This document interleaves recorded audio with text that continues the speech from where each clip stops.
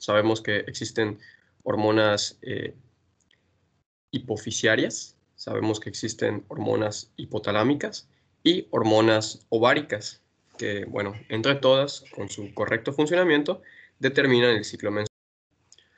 Lo normal es que en el ventrículo medial del hipotálamo se secrete la hormona liberadora de gonadotropinas. Estas, a su vez, actúan sobre la hipófisis para liberar la hormona folículo estimulante y luteinizante, que van a actuar sobre una corte de folículos primarios o secundarios dentro del ovario para inducirles a su crecimiento, maduración, y al final sabemos que lo normal es que uno solo de estos folículos llegue a liberar un óvulo. Sin embargo, la estimulación de esta corte de folículos permite que habitualmente, dentro de estos folículos secundarios principalmente, las células de la granulosa secreten otras hormonas como respuesta reguladora, por ejemplo, la inhibina ovárica, o estaríamos también hablando de la hormona antimülleriana. Bueno, estas tienen un papel de regulación negativa hacia el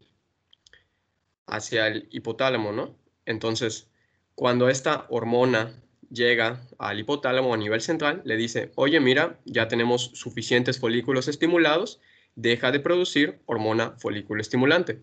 Y de esta manera, pues lo normal es que después de que existe el pico de hormona folículo estimulante, esta disminuya para que, bueno, venga la fase proliferativa, no proliferativa, sí, bueno, la ovulación y con ello la fase progestacional, perdón. Y bueno, eso es lo que habitualmente pasa. Sin embargo, como habíamos comentado en la clase anterior, lo que sucede es que, bueno, biológicamente está determinado que hay una disminución en los folículos primordiales disponibles que responden a las hormonas. Cuando ya no hay tantos folículos, obviamente bajan los niveles de hormonas ováricas que se producen. Estamos hablando de estrógenos y de progesterona, pero también hablamos de la inhibina y la hormona antimülleriana.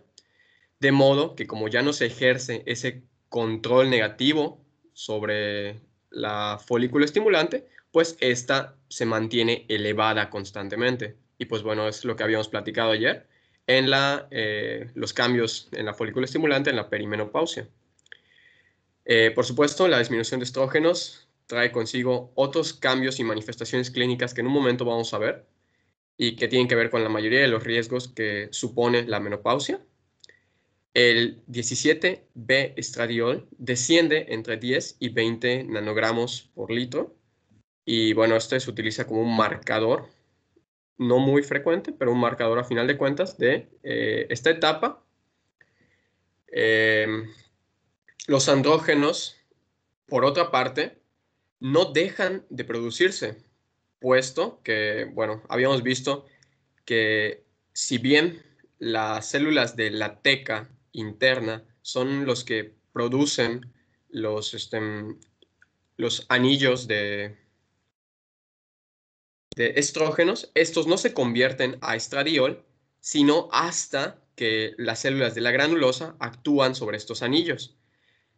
Cuando ya no hay células de la granulosa, pues ya no va a haber estrógenos. Sin embargo, los andrógenos, estrictamente hablando la andostenodiona y la testosterona, van a seguir produciéndose, lo cual se va a ver reflejado en otros cambios. Esto podría ser la causa de hirsutismo, por ejemplo, que puede acompañar a cierta cantidad de pacientes. Y pues bueno, como habíamos mencionado, las gonadotropinas, la folículo estimulante y la luteinizante se encuentran elevadas. Ahora, estrictamente hablando de los cambios fisiológicos, entramos en uno que es muy importante, puesto que es principalmente el más reconocido por las pacientes, son los bochornos. Tiene que ver con la termorregulación y su mecanismo fisiológico no es del todo entendido. Sin embargo, se saben algunas cosas con precisión. Por ejemplo, como características, tiene una duración entre 1 y 5 minutos, es decir, se presenta de manera bastante súbita.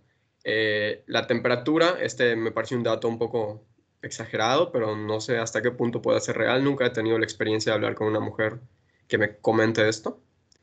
Dice que aumenta entre 10 y 15 grados centígrados. No sé si eso es en sensación o en realidad el cuerpo humano aumenta esos 10 o 15 grados centígrados. Finalmente, se produce una onda repentina de calor que se puede extender a todo el cuerpo y esto es principalmente debido a los cambios de vasoconstricción periférica. Predomina, aquí nos comentan, en parte superior y cara, y se dice que se alcanza su punto máximo en promedio alrededor de los 3 minutos. Después de unos 5 o 10 minutos, la temperatura va descendiendo gradualmente entre punto 1 y punto 9 grados hasta que se regulariza, vuelve a la normalidad hasta los 30 minutos. Por supuesto, estos cambios tienen que ver con un cambio en el umbral, en el setup que tiene a nivel central el hipotálamo para reconocer cuánta temperatura hay.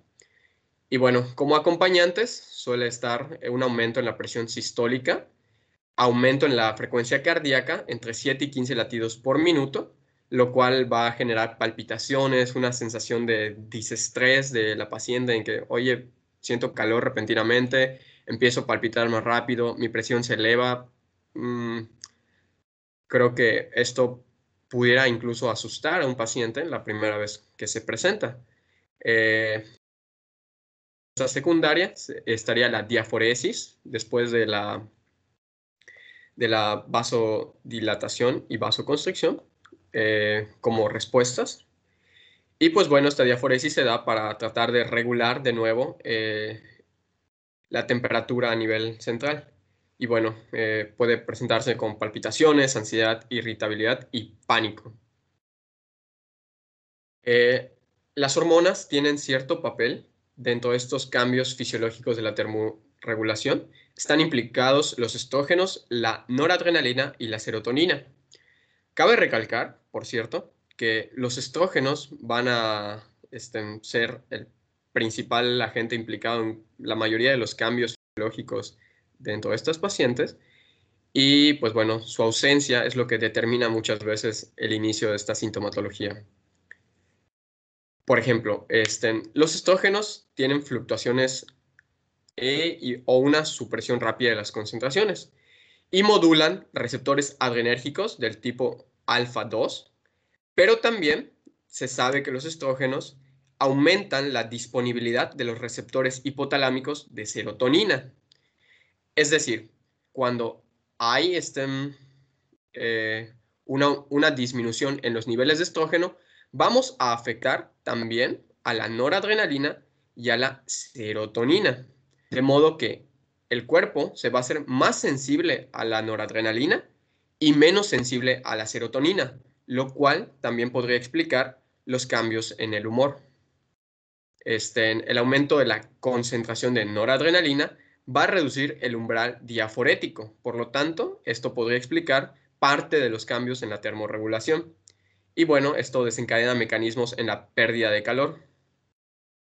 Y bueno, la serotonina, como comentamos hace un momento, pues tiene receptores hipotalámicos que están regulados estrechamente con la concentración de estrógenos. Al disminuir, pues estos tienden a aumentar.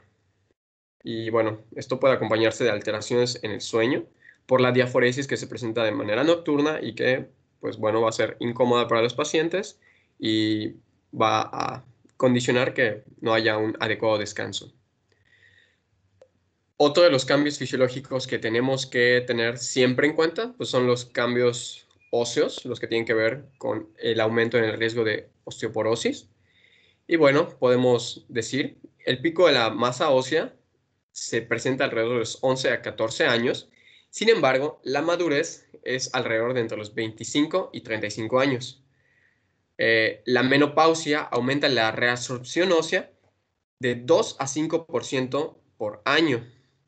Y aquí, bueno, Ustedes recordarán que el hueso no es un tejido inerte, sino que constantemente se está regenerando, pero es una tasa de regeneración muy lenta cuando lo comparamos con tejidos, por ejemplo, de tipo epitelial.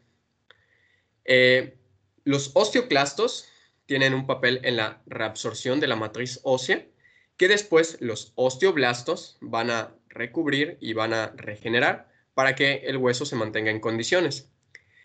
Sin embargo, bueno, aquí hay varias situaciones que están muy ligadas, ¿no? Las principales tres moléculas que van a participar dentro de este sistema de equilibrio en la matriz ósea son el RANK ligando y la osteoprotegerina.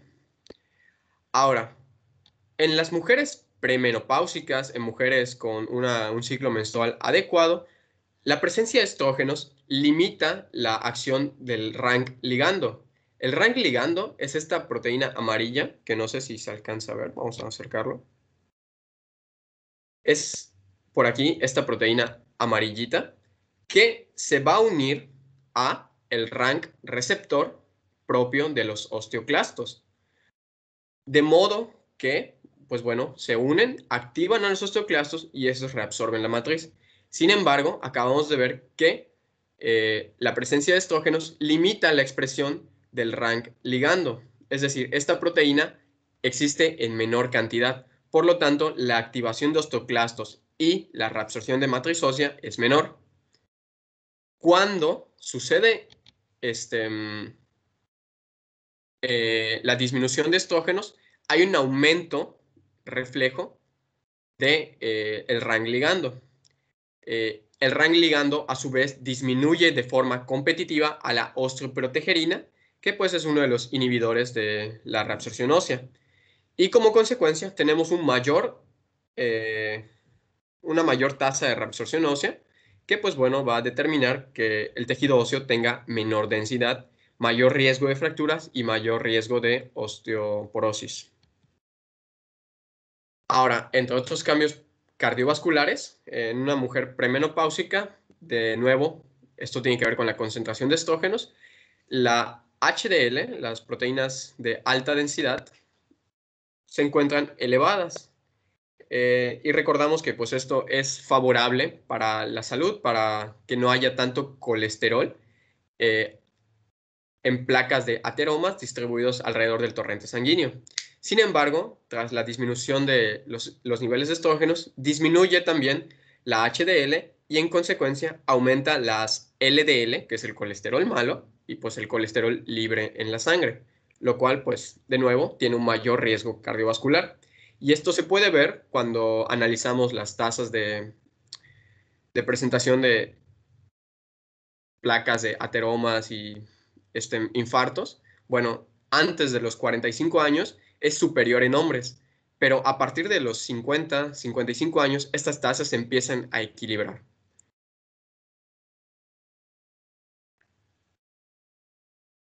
También tenemos cambios fisiológicos relacionados con la piel. Aquellos estigmas, de nuevo, de las mujeres a quienes se les conoce como maduras, que pues bueno, presentan esta hiperpigmentación, hay una mayor cantidad de arrugas y puede haber incluso prurito. Las causas pues tienen que ver con la degeneración intrínseca, un fotoenvejecimiento y, de nuevo, la disminución de estrógenos. Los cambios dérmicos por estrógenos tienen que ver con la disminución de colágeno, que a su vez afecta en la tersitud de la piel, la reducción de la secreción de glándulas sebáceas, que tiene que ver con la hidratación, una pérdida de la elasticidad y un menor riesgo sanguíneo, que de nuevo afecta en la hidratación. No debemos dejar de recordar que existen cambios psicosociales y que es importante atender a las pacientes también en este ámbito. Puede presentarse depresión, cambios emocionales, eh, poca concentración, alteraciones de la memoria, inestabilidad afectiva y labilidad emocional.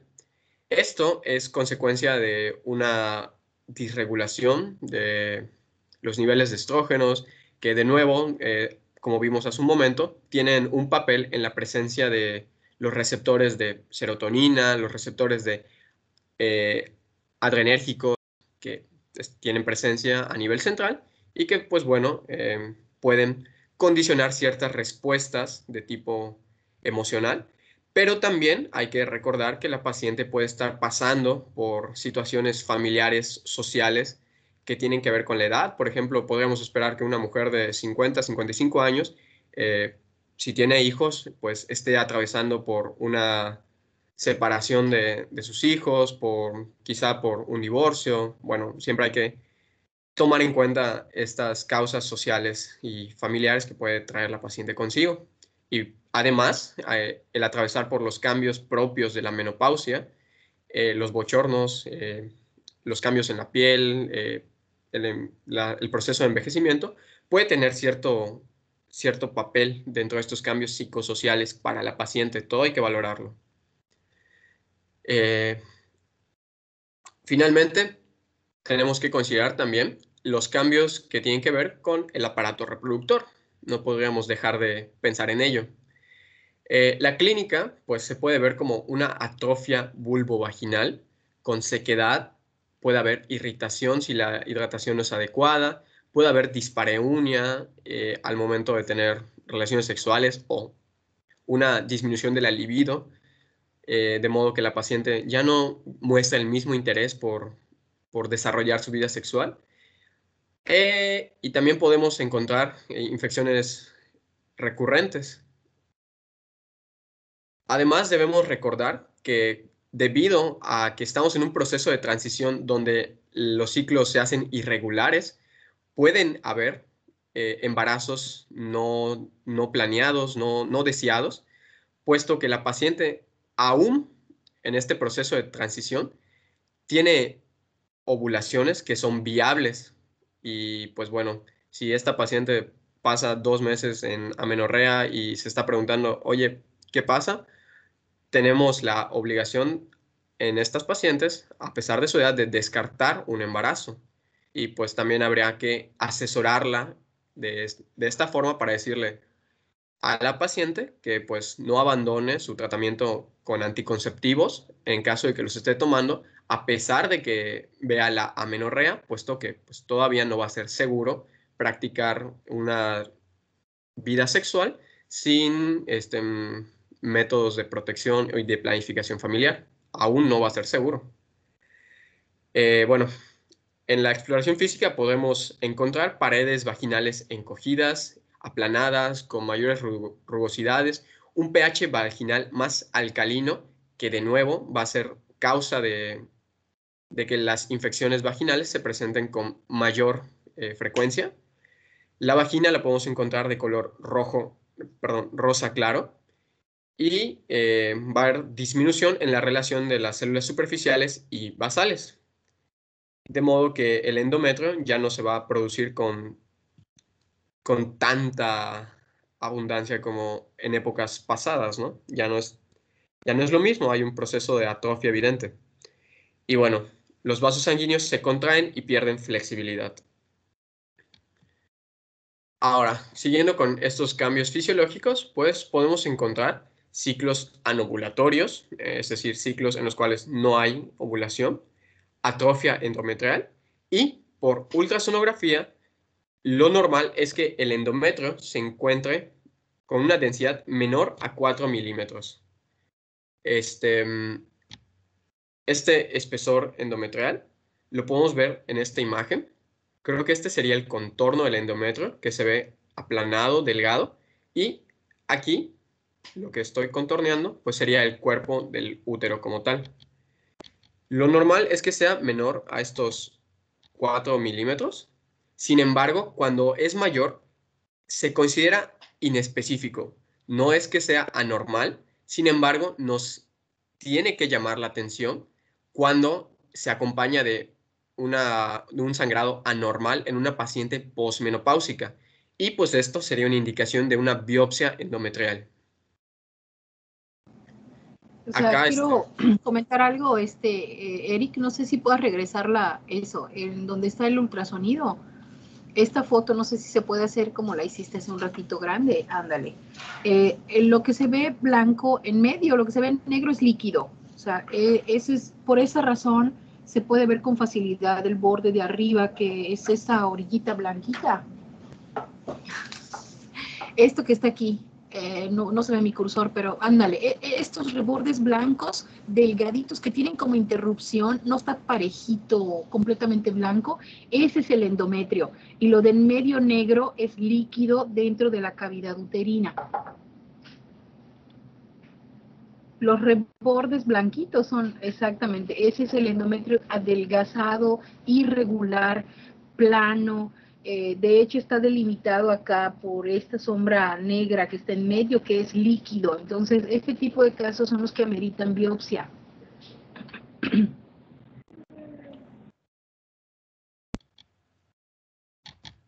De acuerdo, doctora. Gracias por la interpretación.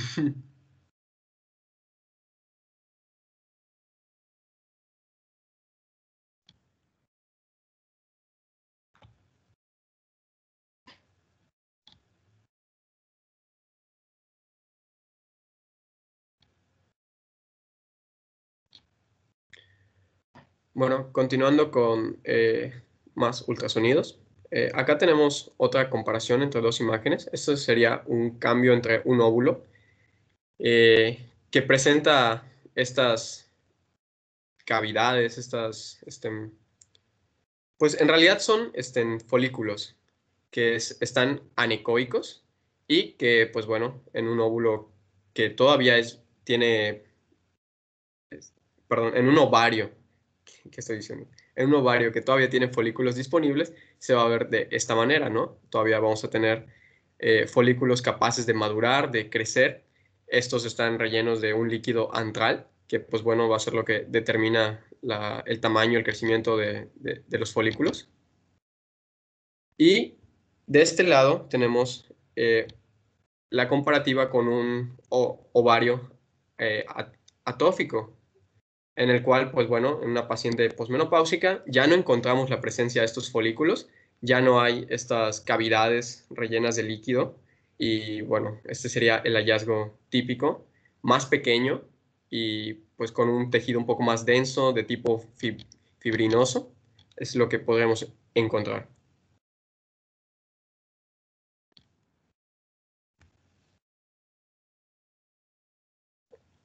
¿Me escucho? ¿Me escucho? Hola, hola, hola. ¿Sí? Bueno, pruebas diagnósticas rápidamente. Pues la FSH-IO antimilleriana, esta va a ser en casos de duda diagnóstica, ¿no? Por mujeres con histerectomía para el diagnóstico de menopausia o transición a la menopausia y que refieren un nivel arriba de 25 unidades internacionales por litro para diagnosticar aquí de hormona folículo estimulante.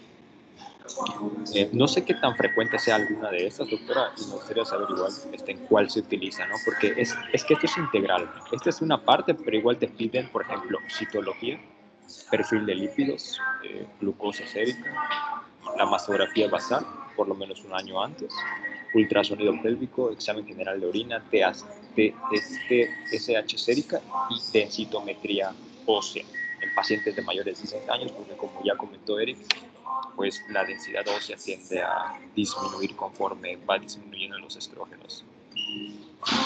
¿Sí, doctora, iba a decir algo?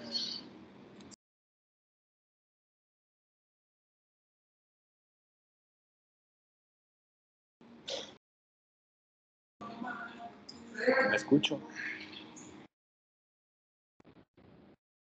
Jorge, no seas malito, hijo, no te escucho bien, se escucha muy, muy lejos. No sé si es el micrófono o a lo mejor también mi internet no está así muy bien, pero yo te escucho muy, muy lejos. Hijo, me preguntaste algo, solo entendí algo del final de lo que dice las pruebas diagnósticas.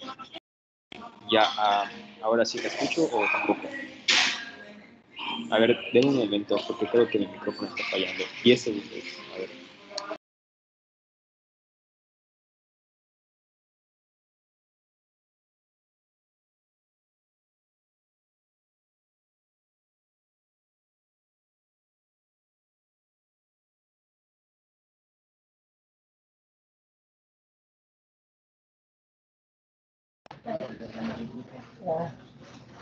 Todos esos estudios se hacen, o sea, le solicitamos a la paciente su citología cerebrocorporal, perfil de lípidos, glucosa sérica, la mastografía, todos estos estudios los solicitamos en las pacientes, pero la densitometría la tenemos que subrogar o a lo mejor pedir que la paciente lo pague, porque hay dos tipos de densitometría, la densitometría central y la periférica. Normalmente cuando solicitamos la densitometría en casos donde pues el caso es leve, a lo mejor tiene una sintomatología de fácil control, porque pedimos una densitometría periférica que va a arrojar datos de la densidad mineral ósea de manos y pies que se puede traspolar para saber si la paciente tiene osteopenia o una osteoporosis.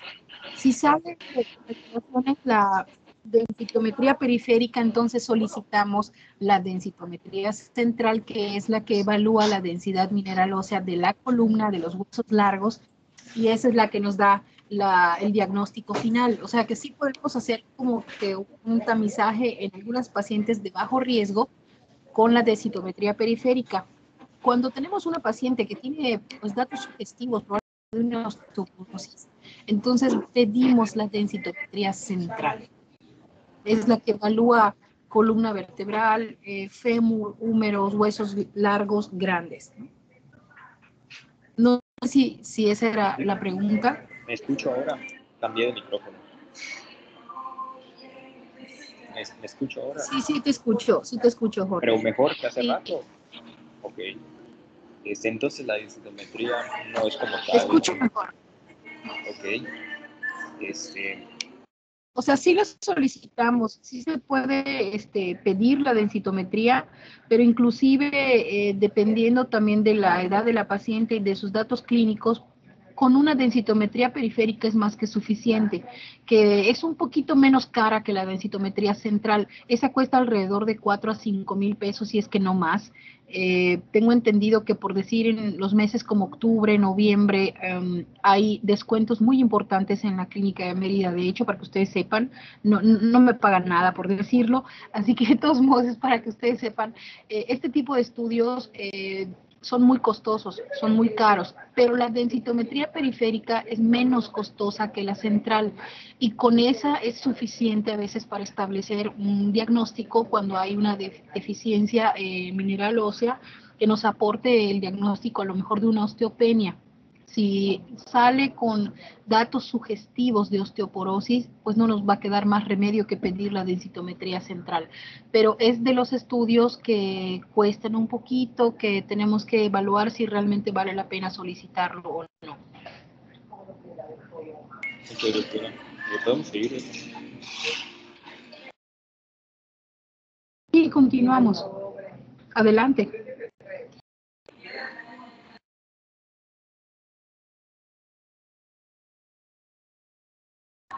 Eric.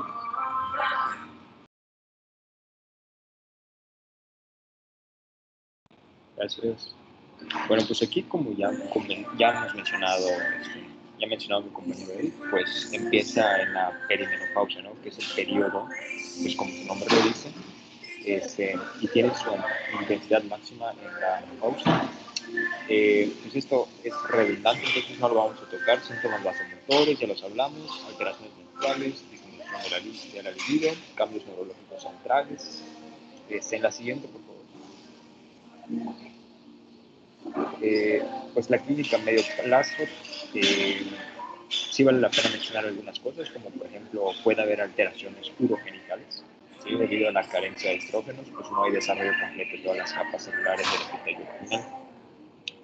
Adelgazamiento también, fragilidad de la mucosa, que igual ya se ha mencionado, puede haber dispareunia, sequedad de prurito vaginal, disuria, también puede haber urgencia emocional, ¿no?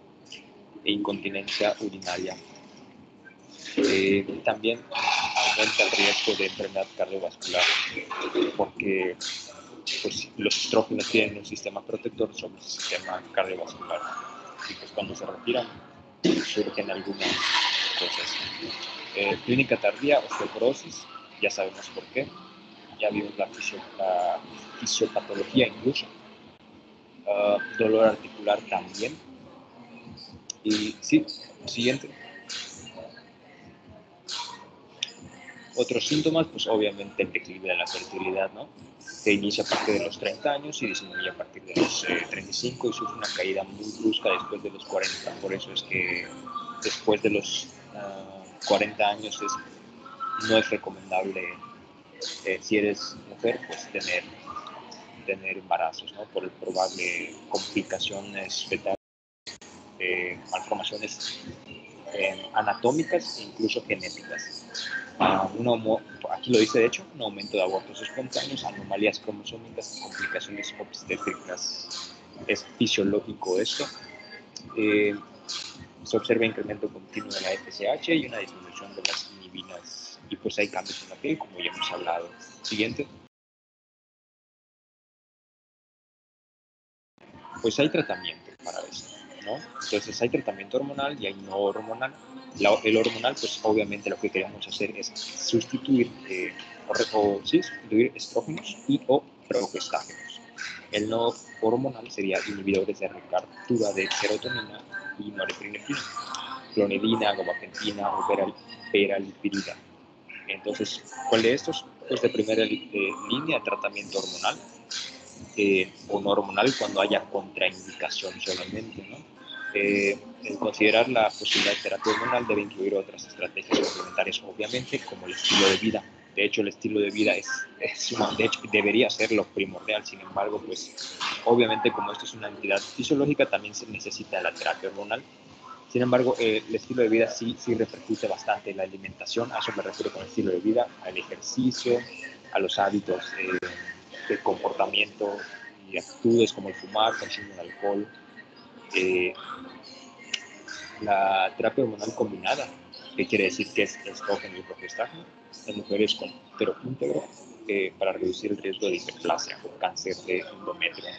Y pues ya vimos algunas pruebas también que se tienen que hacer, ¿no?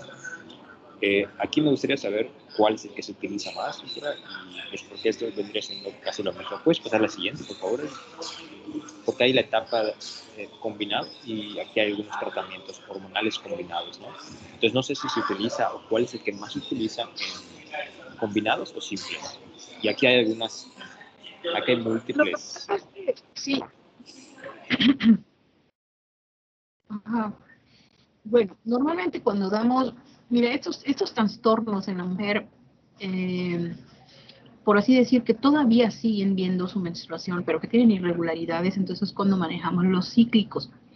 Las pacientes que no tienen su menstruación y que tienen, por ejemplo, estos cambios hormonales, les podemos dar el continuo. Y hay el primer continuo, el que tiene el valerato estradiol con levonorgestrel, que son los combinados, sobre todo si tiene útero, porque hay pacientes que pues ya no ven su menstruación porque fueron sometidas a una histerectomía, o sea, literal, pues están bajo una castración quirúrgica. A esos pacientes les vamos a dar tratamiento solamente con estrógenos y pueden ser continuos. O sea, que damos los cíclicos cuando la paciente tiene trastornos, pero aún ve su menstruación. Y damos los continuos cuando no ve su menstruación y tiene trastornos o cuando ya está sometida a una castración quirúrgica. Esa es la diferencia. Ok. ¿Y cuál es más frecuente que suceda? Normalmente es más frecuente la paciente que llega con trastornos de su menstruación y hay que dar el tratamiento y este debe de ser cíclico combinado. Ok. Gracias. Siguiente, por favor.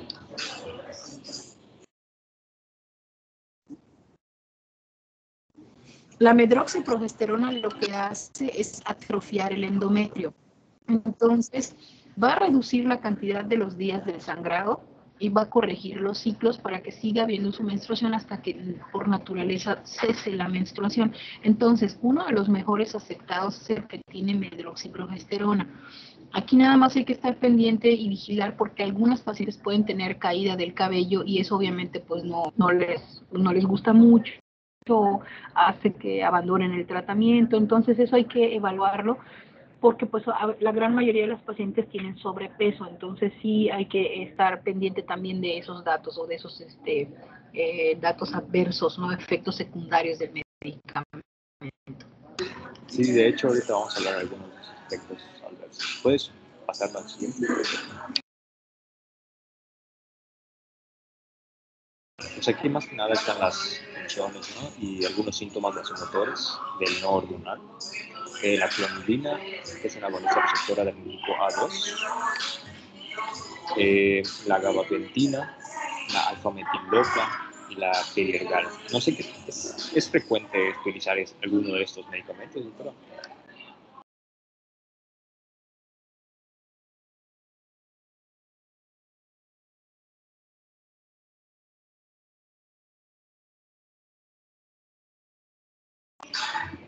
Bueno, sí, puedes poner la siguiente. Y obviamente el tratamiento, pues obviamente trae riesgos, ¿no? Aumenta el riesgo de cardiopatía isquémica, la apoplejía, cáncer de mama, tromboembolia venosa, cáncer de ovario y colecistitis. Y hay otra. El manejo de los síntomas vasomotores, pues obviamente aquí hay un algoritmo que es muy simple y estaría padre verlo, ¿no? Dice, sofocos tipo sudoraciones nocturnas, ¿son intensos? No. Entonces, medidas no farmacológicas, como cuál es estilo de vida, que ya hablamos, alimentación, algunas prácticas igual como ejercicio, aeróbico, claro. Ahora, sí son intensos. Entonces, puedes utilizar medidas no farmacológicas como terapia hormonal. Se acepta la terapia hormonal, no la acepta, entonces otras opciones de tratamiento. Si acepta la terapia hormonal, pues hay que ver si se corrigen los síntomas, porque en teoría deben de corregirse. Si persisten los síntomas, pues reevaluar y se ajusta la dosis. Si no persisten los síntomas, se valoran 12 meses y se plantea retirarlos a partir del año o los 2 años. Entonces, sí es un algoritmo, aunque pues no sé, doctora, si realmente cuál es más frecuente, que se retire o que se reevalúen las dosis y que realmente, no sé si este año o 2 años sean como tal esa cantidad.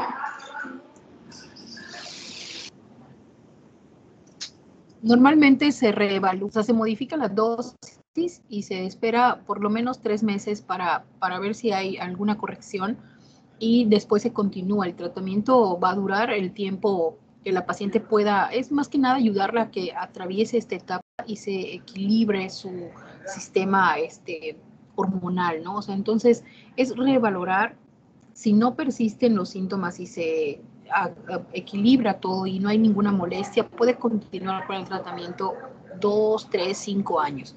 Y después se suspende. Claro, lo primero que tendríamos que tener en consideración cuando iniciamos un tratamiento hormonal es que tenemos que vigilar la función hepática. Entonces hay que vigilar la función hepática, hacer perfiles ginecológicos, ultrasonidos, densitometrías, mastografías. O sea, la vigilancia no podemos dejarla a un lado a pesar de que la paciente ya no tenga síntomas. Si estamos dando tratamiento médico hormonal, cualquiera que sea, tenemos que tener en consideración que el primer órgano afectado por los medicamentos es el hígado y obviamente después los riñones. Entonces hay que vigilarle a todas las pacientes que manejemos con tratamiento hormonal, la función hepática, la función renal y obviamente la mineral ósea, que es parte del conjunto de evaluación, ¿no? como tal. Entonces son 6 meses, 1 año, 2 años, 3 años y obviamente dependiendo de cómo se dé en la situación puede suspenderse el tratamiento. Gracias. Siguiente. Pues obviamente para las otras manifestaciones, como por ejemplo la osteoporosis, tenemos hormonales y no hormonales. Hormonales, pues ya los comentamos, estrógenos y progesterona y moduladores selectivos de receptor estrógenos. Eso disminuye hasta un 50% y pierde ese efecto poco después de su interrupción. Ahora, los moduladores selectivos del receptor de estrógenos como raloxifeno es el único aprobado para evitar y tratar osteoporosis, y pacedoxifeno. Me parece que el raloxifeno es el que utiliza más, doctora, ¿no? Y no sé si cómo lo toman las pacientes o la dosis. Sí, así. Bueno, el raloxifeno depende mucho de la afección. Normalmente lo manejamos 1 a 2 veces a la semana, y en algunos casos también es, bueno, pues depende mucho de la alteración gástrica que pueda ocasionar, pero es un excelente tratamiento. Perfecto. Ahora los dos. Es caro, porque si es hay todavía más caro, ¿no? ¿Perdón? No, no, sí está bien. Puede continuar. Estaba diciendo que es caro, ¿no?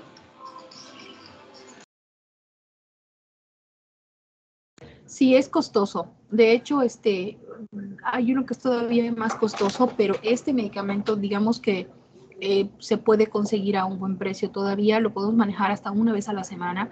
El tratamiento viene exacto para 1 mes, y obviamente, pues así como hay otros medicamentos que también son, estamos hablando de 1,000, 1,500, la verdad, como para una paciente puede ser caro, como para otra no, pero pues sí es un medicamento que tenemos que considerar y que afortunadamente algunos sectores de salud tienen dentro del cuadro básico. El ISSSTE lo tiene, el Seguro Social creo que también, la Secretaría de Salud no, tiene que comprarlo la paciente. Entonces por eso es que a veces pues también nosotros tenemos que evaluar esta condición económica en las pacientes. No siempre se puede tener acceso a estos medicamentos, ¿no?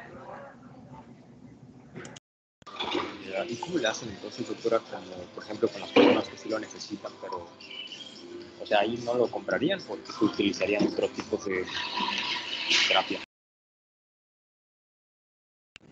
Bueno, nosotros buscamos alternativas.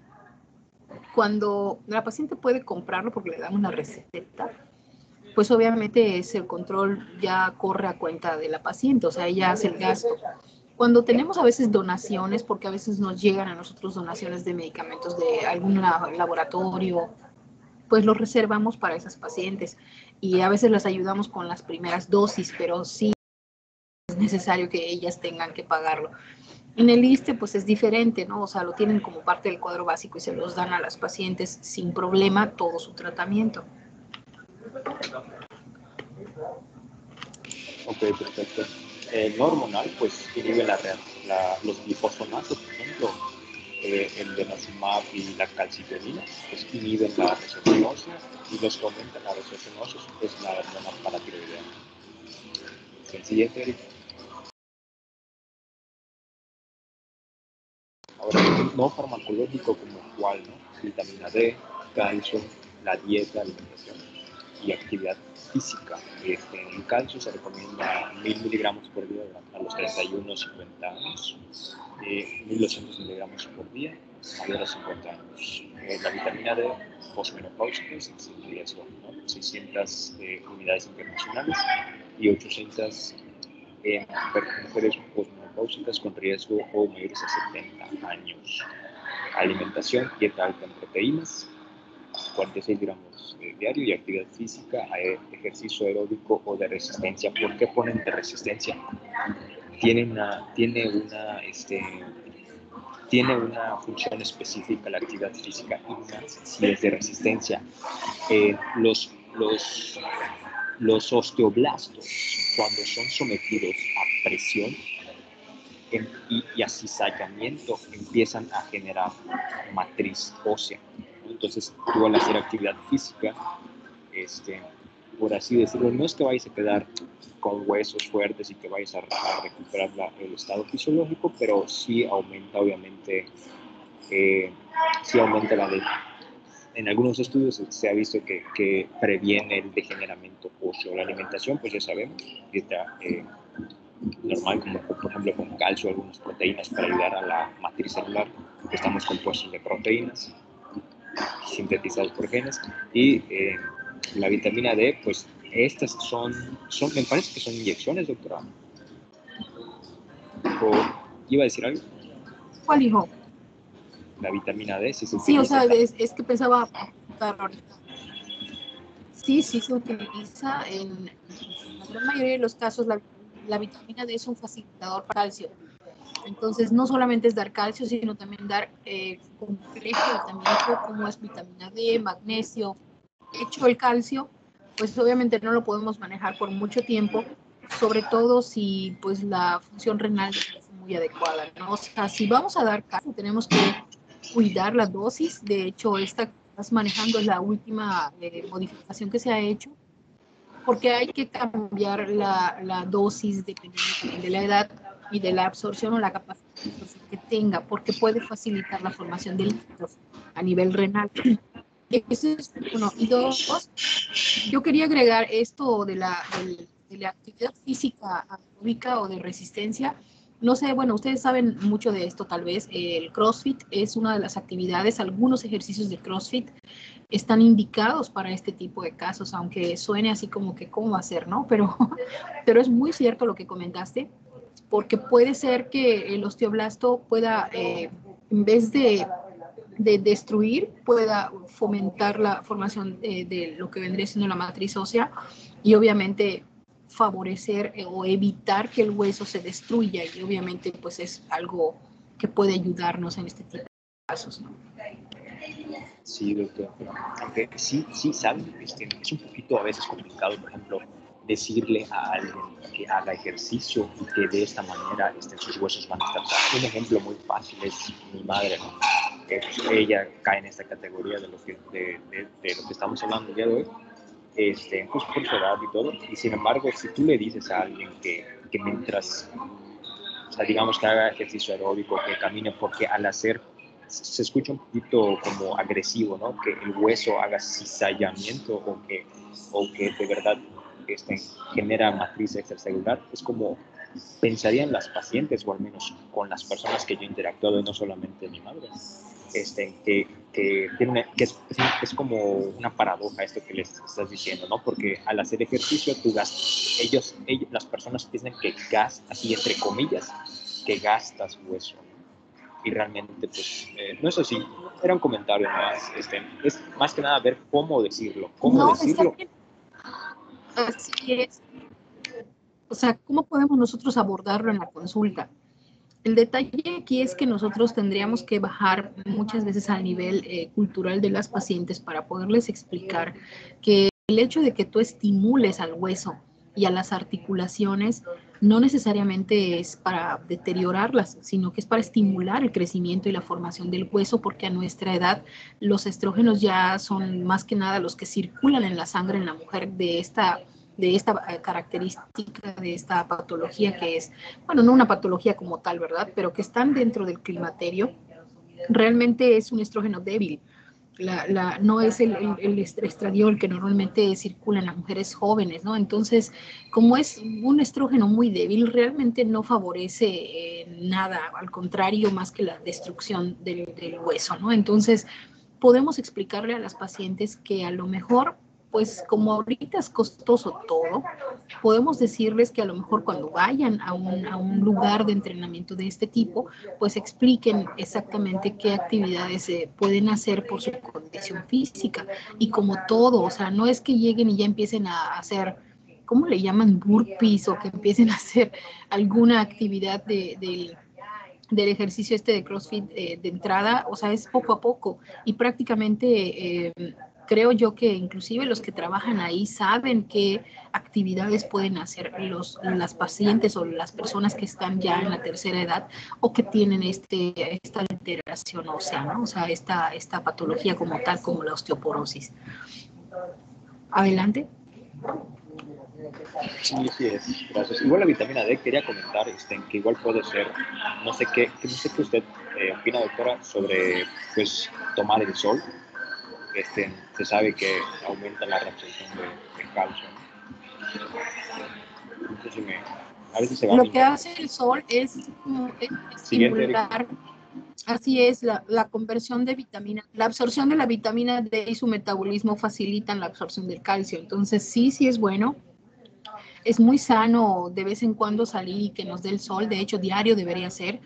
Si no se quiere directa, puede ser indirectamente. Y obviamente es lo que hace complejo en la consulta abordar este tipo de casos con las pacientes. Las pacientes que están en esta etapa o cruzando esta etapa es prácticamente lo mismo que cuando las niñas pasan a la adolescencia.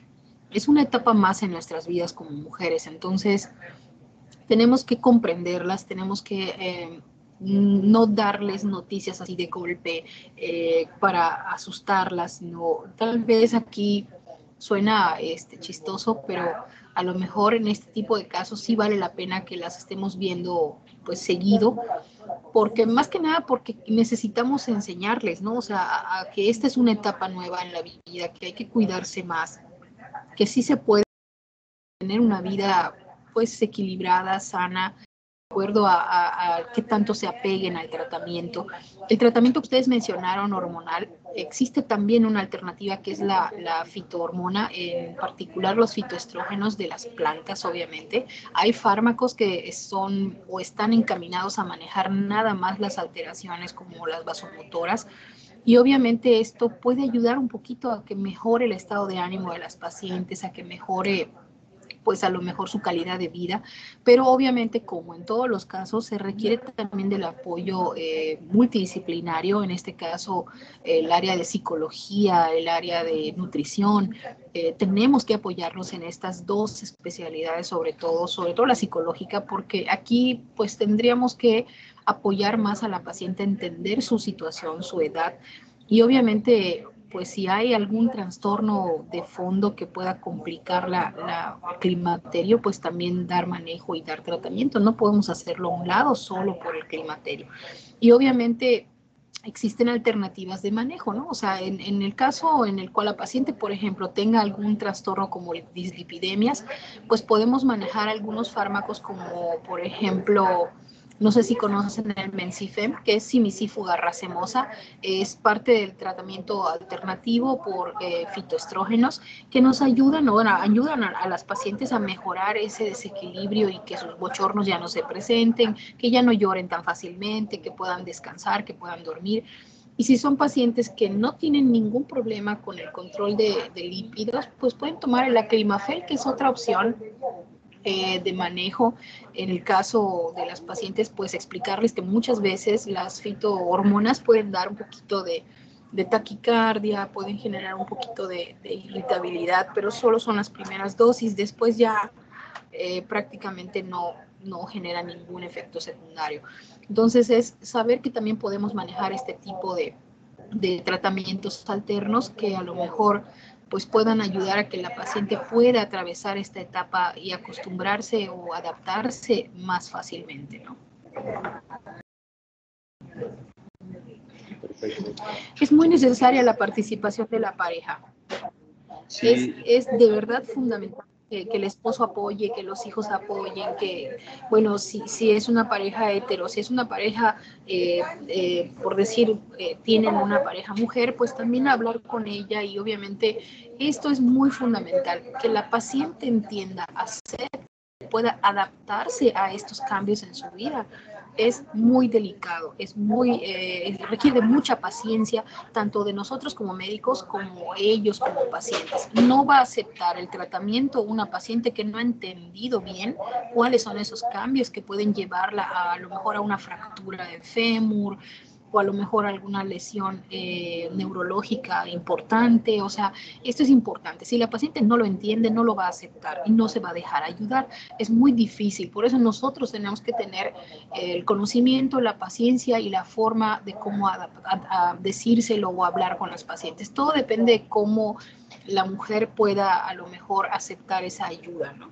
Por eso es necesario el apoyo de psicología, el apoyo de nutrición, el apoyo de endocrino. Tal vez de endocrino no, o sea, nosotros podemos manejarlo, pero sí de psicología y sí de nutrición. Perfecto, doctora. Sí, esto vuelve a confirmar que pues, el ser humano es biopsicosocial, ¿no? La atención no nada más es receta, digamos que el reloxifeno o el otro, sino que influye mucho desde la propia persona, el ambiente en el que está, su sociedad y obviamente pues su cuerpo, claro está. Pues sería todo por nuestra parte. No sé si quieran preguntar algo. No sé si hay algún comentario, alguien quiere agregar algo. Hay un libro entero sobre climaterio. Esto realmente que está como un capítulo. Entonces, un libro entero, créanme que es un montón. Y de repente no todos hacen mención, sobre todo en la sintomatología sobre las cosas más finas. Por ejemplo, creo que en el libro de Williams no menciona que la sudoración, por ejemplo, es mucho mayor en las manos y en los pies. No sé si, bueno, me imagino que sí, ¿verdad? Porque pues a lo mejor todos los que tienen a su mamá con ustedes, la bendición de tener a su mamá con ustedes, a lo mejor pues no se los digan, pero si ustedes le preguntan a su mamá, lo más seguro es que les digan que las manos las tienen húmedas casi siempre y los pies igual, sudan mucho los pies, sudan mucho las manos. Y esto no siempre todos los libros lo mencionan, ¿no? Entonces, creo que también es importante porque no es nada más el bochorno o el malestar o el hecho de que estén muy lábiles en relación a su estado de ánimo. Creo que también la cuestión física, ¿no? Es incómodo para la paciente a veces, inclusive puede ser que no quieran socializar tanto por esta razón, ¿no? Sí, claro. Y sí, pues sería todo de nuestra parte. Muchas Gracias. gracias, Eric. Muchas gracias, Jorge. De verdad, muy buena presentación. Nos podríamos pasar hasta 2 clases yo con climaterio. Y Pero sabes bueno, que no sé si quiera, sí. no, nada, es que a comentar eso, ¿no? Que ahorita hay demasiadas bibliografías de hecho exceden el, el tiempo, o sea, el tiempo de vida de una persona excede las nuevas bibliografías que van saliendo y van saliendo y van saliendo y pues básicamente Exactamente. uno tiene que saber discriminar, ¿no? Porque hay un montón de libros sobre esto y de hecho sobre todos los temas. Pero al final de cuentas me Sí, parece que es la misma. desafortunadamente no se puede resolver. Eso no se puede resolver en una sola consulta. Por eso decía yo que son 2, 3 consultas en lo que la necesita. ¿A mí? Ahorita. Bueno, permítame un momentito, me está hablando el director. Un segundo, un segundo.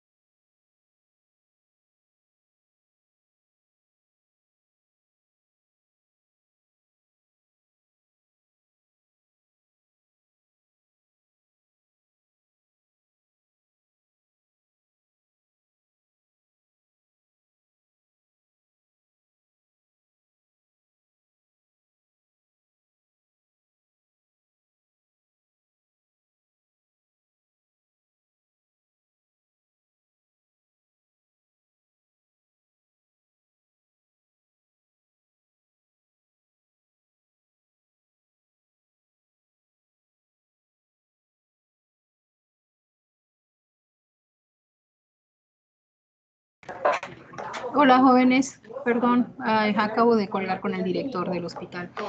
¿Alguno de ustedes va a presentar el siguiente tema? Por lo menos una presentación podemos ver. Sí, doctora, yo. Ahorita la pongo. Adelante, mi vida. Ya. Gracias. ¿Ven mi pantalla? A ver. Sí se ve. Sí se ve. Gracias. Bueno, buenas tardes. Yo les voy a hablar acerca de enfermedades benignas de la mama y vamos a ver la primera parte. Vamos a ver. Y vamos a recordar un poco acerca de la anatomía mamaria. Esta es una glándula sudorípara epidérmica modificada y se va a encontrar entre la segunda costilla y la sexta costilla. Está situada sobre lo que es el pectoral mayor, el serrato mayor y el oblicuo mayor.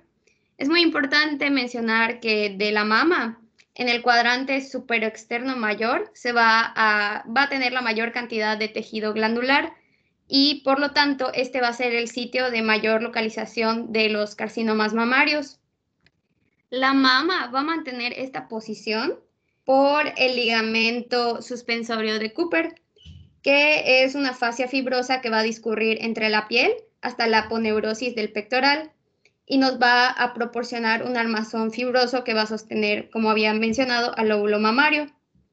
En algunas mujeres podemos encontrar lo que es la cola de Spence, que es tejido mamario axilar accesorio, y es importante porque puede experimentar cambios en la lactancia que determinen una masa palpable o bien pueden darnos lugar a lo que sería un carcinoma.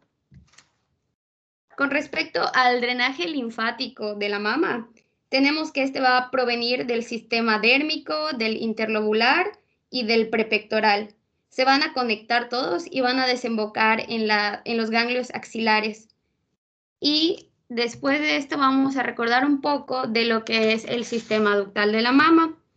Pues esta va a ser una porción glandular de la mama y como podemos observar va a contar de 12 a 15 más o menos sistemas ductales que van a ser independientes. Cada uno de ellos va a desembocar en 40 lóbulos aproximadamente que están por acá. Todos ellos van a contar cada uno de 10 a 100 ácidos que van a ser los que producen la leche y estos a su vez van a desembocar en pequeños conductos terminales que se van a juntar y luego van a crear a los conductos terminales y finalmente estos se van a fusionar y nos van a dar al seno lactífero. Ok, ahora vamos a comenzar con la definición de enfermedades benignas de la mama.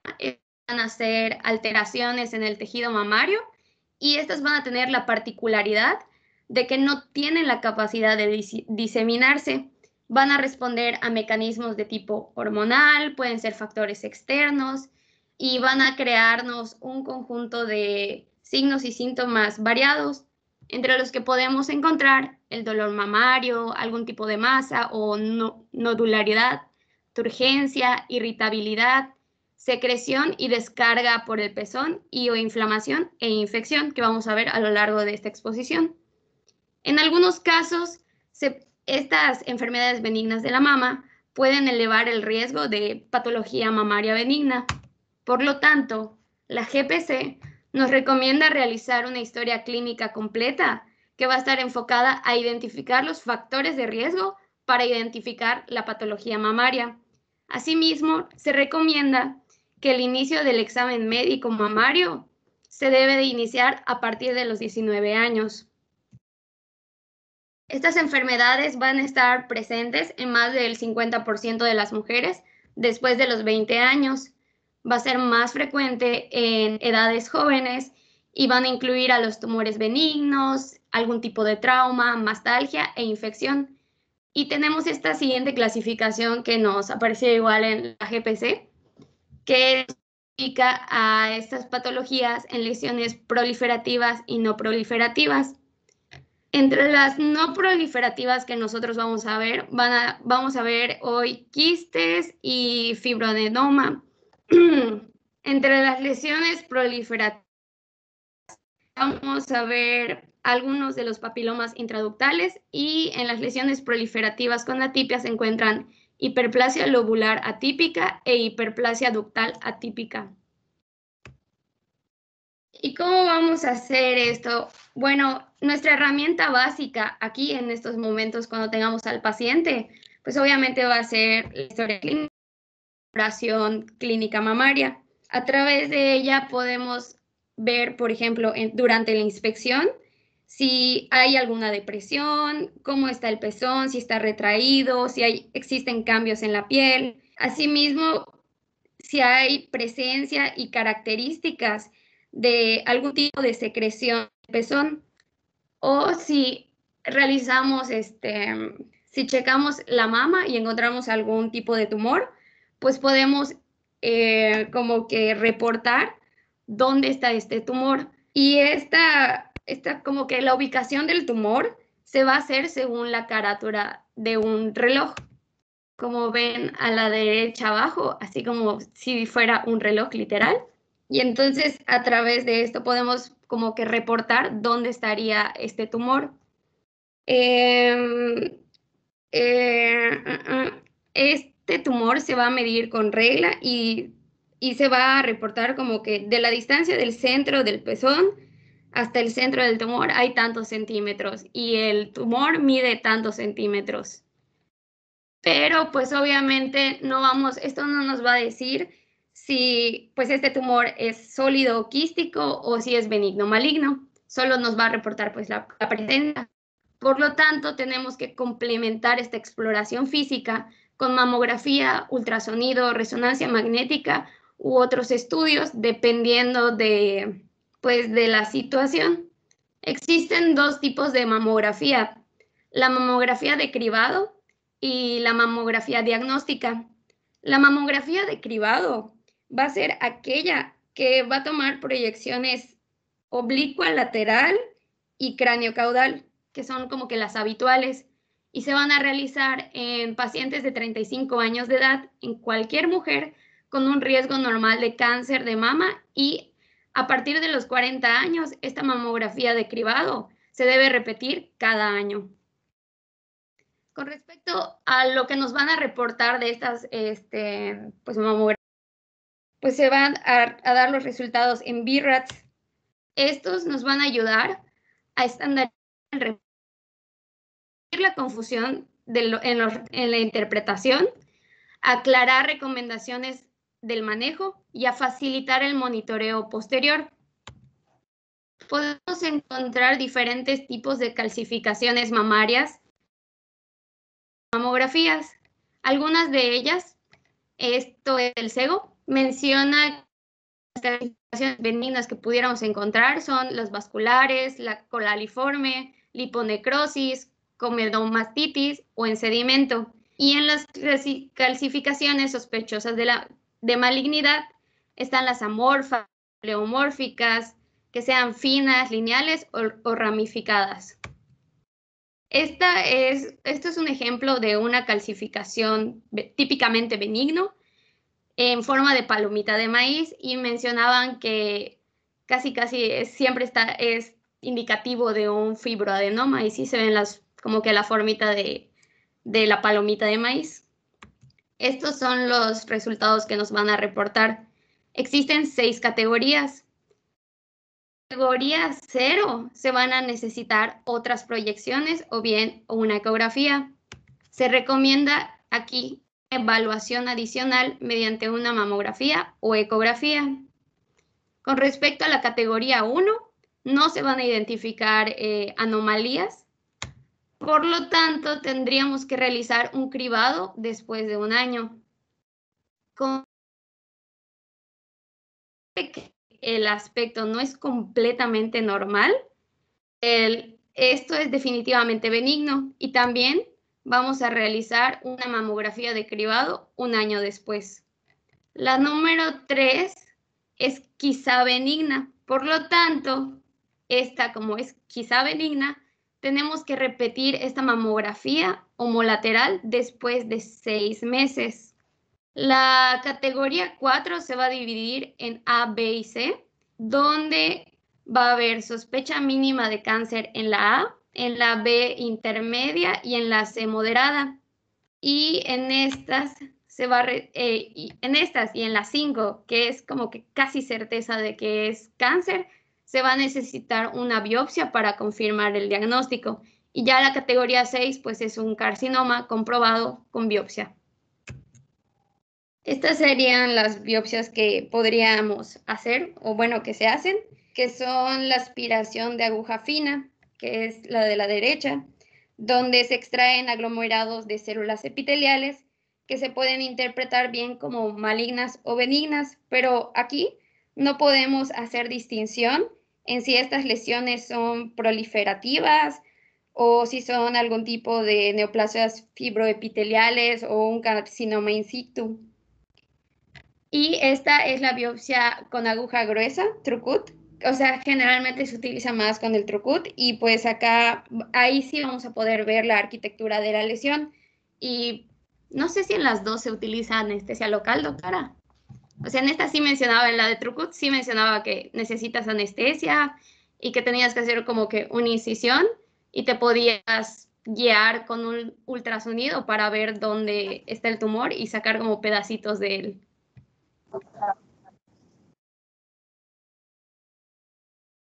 No, nada más en la de la biopsia con aguja gruesa. La biopsia por PAF o BAF, esa no utiliza, no se requiere anestesia local. Ok, gracias. Ok, y vamos a proseguir entonces con lo que son los quistes. Estos pueden ser de tipo palpable o no palpable. Tienen una mayor incidencia de 40 a 50 años y por medio del examen ecográfico podemos clasificarlos en simples, complicados y complejos. Los simples van a ser anecoicos, sus bordes van a ser regulares y no necesitan tratamiento a menos de que estos sean dolorosos.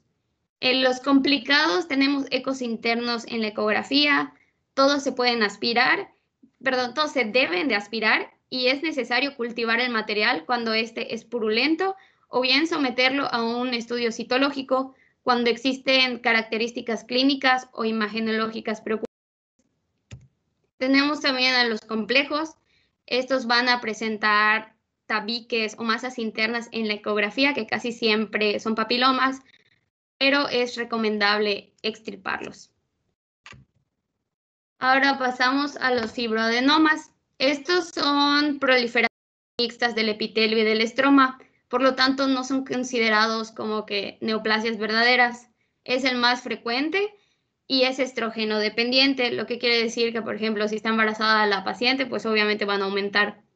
Este usualmente desaparece pues con la menopausia. Y el tamaño como que promedio va de entre 3 a 5 centímetros y si es mayor de 5 centímetros es gigante o juvenil. Este suele aparecer antes de los 40 años y aparece mucho en la adolescencia.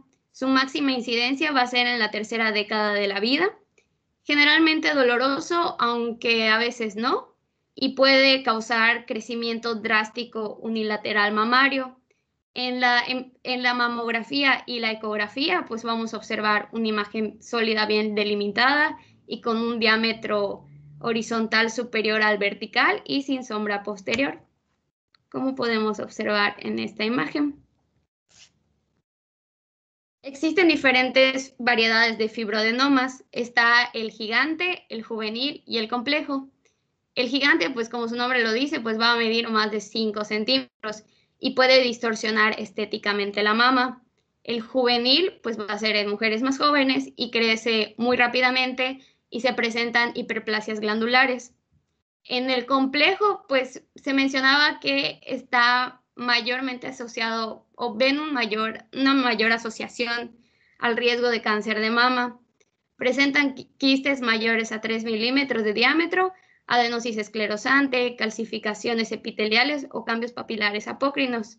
El tratamiento de estos va a ser que si son mayores a 2 centímetros, si tienen un crecimiento rápido, si le generan ansiedad a la paciente, existe dolor a la palpación, la paciente es mayor de 35 años o tiene historia familiar de cáncer de mama, pues se va a extirpar. Pero también se puede dar tratamiento conservador si confirmamos que este es benigno y que se tenga un seguimiento posterior de este. Este es un ejemplo de un fibroadenoma gigante en una paciente de 18 años y pues se le extirpó y esta fue la masa que sacaron de ella, que era un fibroadenoma. Como podemos notar, está bien delimitado y encapsulado y llegó a pesar hasta 658 gramos. Tenemos también a los tumores filoides, que son neoplasias fibroepiteliales con estroma hipercelular. Los que son típicos suelen ser masas redondeadas, bien delimitadas, pero más firmes que un fibroadenoma. Se clasifican en benignos, intermedios y malignos y se presentan en edades más tardías que los fibroadenomas, que serían entre los 35 y 55 años. Llegan fácilmente a tamaños de 6 u 8 centímetros y tienen un crecimiento muy rápido. El tratamiento aquí va a ser la resección o la mastectomía. Entonces, la GPC nos mencionaba este algoritmo donde tenemos al tumor palpable mamario. Entonces, como habíamos mencionado desde el inicio, se va a tener que realizar una historia clínica, nuestra exploración física, que se van a enfocar a la sintomatología y a las características del tumor. Si la paciente es mayor de 35 años, se le va a realizar mastografía y ultrasonido mamario. Si esta es menor de 35 años, solo se va a realizar un ultrasonido mamario, porque la mamografía estaría contraindicada, ya que no podría detectar la presencia de un tumor maligno por la densidad del tejido mamario y además de que es muy sensible a la radiación en este momento que sigue en desarrollo la mama. Entonces, pues nos pueden reportar, como lo habíamos mencionado, los BRAFs. Cuando son categoría 4 o 5, tenemos que ver si son, si sí son 4 o 5, pues de inmediato. Como ya habíamos visto, son como que los últimos, los que estaban abajito. Entonces, esos ya definitivamente o casi son cáncer. Entonces, esos se van de inmediato a onco, a gineco-onco. Si no, y son categoría, no sé, 2, 3, pues vamos a evaluar si esta masa es quística o no. Si esta es quística, pues vamos a realizar lo que habíamos visto, la biopsia. Vamos a hacer la punción y vamos a ver si el material es sanguinolento o no. Si este es sanguinolento, pues vamos a hacer una citología de muestra, vamos a determinar si esto es benigno con atipias o no, y si sí, pues se va a realizar una biopsia excisional. Esta biopsia consiste en extraer por completo el tejido de aspecto sospechoso, además de un pequeño reborde del tejido normal alrededor de la herida, que se va a llamar margen, y pues de acá otra vez se evalúa, ¿es benigno o no es benigno? Pues si no es benigno, se envía a gineco-onco. Con respecto a la secreción del pezón, pues vamos a tener que las secreciones del pezón pueden ser fisiológicas o patológicas. Hablamos de una secreción de tipo patológico cuando esta es de un solo conducto, es unilateral, sanguinolenta y espontánea. Hay que mencionar que la galactorrea pues, va a ser una secreción lechosa espontánea de los pezones y generalmente es bilateral. Y puede ser causada por algún tumor en la hipófisis o algunos medicamentos que más adelante les voy a mostrar. Por lo tanto, dependiendo de la situación, vamos a realizar o pedir estudios hormonales, citológicos, mastografía, ductografía o ecografía. Las causas más comunes de la secreción anormal del pezón, pues van a ser los papilomas intraductales. Estos papilomas son proliferaciones exofíticas de células epiteliales de los conductos galactóferos sobre un eje fibrovascular y pueden ser de diferentes presentaciones. Puede ser un papiloma solitario, pueden ser quísticos, papilomatosis juvenil, etc. El CEO nos mencionaba que, como regla general, pues si teníamos telorrea serohemática o sanguinolenta en mujeres premenopáusicas, pensemos un poco más en lo que sería un papiloma intraductal, mientras que si tenemos esta telorrea serohemática o sanguinolenta en mujeres posmenopáusicas, pensemos un poco más en cáncer de mama, pero pues obviamente tendríamos que realizar todos los estudios para determinar si esto es lo que pensamos. Entonces, esto también nos va a servir, este algoritmo, donde tenemos a la secreción del pezón. Si esta secreción solo sale cuando lo exprimimos, tenemos que evaluar si hay sangre oculta positiva. Si no hay, pues tranquilizamos a la paciente, pero si hay, pues hay que realizar diferentes estudios de imagen como la mastografía y también estudios de imagen circunscritos como la ecografía periareolar o la galactografía o galactoscopía. Sí, pezón, tenemos que evaluar, ¿es de un solo conducto o viene de conductos múltiples? Si es de un solo conducto, pues es una secreción patológica, otra vez hemática, serosa o con sangre oculta. Y si es de múltiples conductos, pues hay que realizar una anamnesis de ingesta de medicamentos o análisis de laboratorio con respecto a prolactina, a la hormona estimulante de tiroides o la gonadotropina coriónica humana, porque estas nos pueden orientar a ver si nuestra paciente tiene hiperprolactinemia, hipotiroidismo o incluso embarazo.